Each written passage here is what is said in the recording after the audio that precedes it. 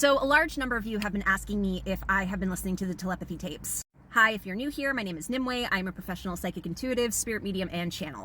I have been listening to the Telepathy Tapes. I think I'm up to episode 7. And I have feelings. I have feelings about it, and they might be a little controversial and not what you would expect from me.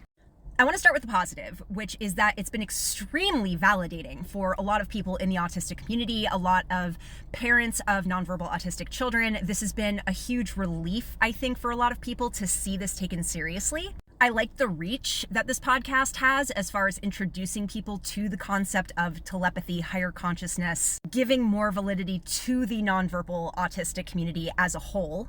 But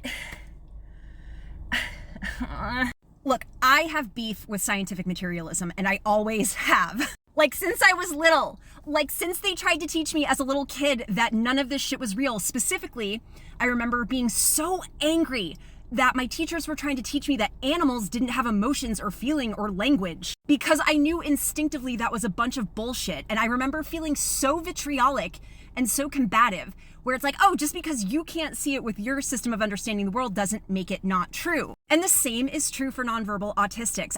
Since I was a kid, and maybe this is because I am somewhere on the spectrum, I remember looking at nonverbal autistic children and just thinking they're channeling.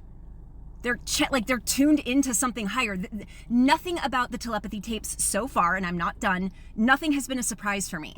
And I think where I struggle is just this resistance, this pervasive theme, which I know the creator is trying to breach through this. The resistance to believing in something that can't be proven through a very fascist system and reductionist system of understanding reality that works in some ways and doesn't in others it's really hard for me to get through. It's honestly really triggering.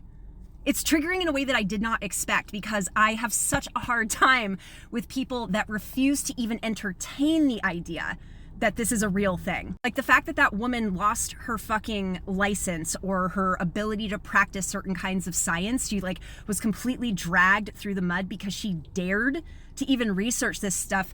This is why I don't like scientific materialism. It is extremely dogmatic and controlling and rigid in a way that prevents creative question asking and experimentation. So I still have a ways to go. I have heard it gets even more interesting and even more mind-blowing, but psychic phenomenon have been a part of my life since I can remember having memories. So I love, again, that this is challenging people's preconceived notions of how consciousness works. I think that's wonderful. I think her mission behind it is great. I'm just not as blown away as maybe some people have been expecting me to be. That doesn't mean you shouldn't listen to it. It doesn't mean it's not amazing for what it is. It's just my opinion.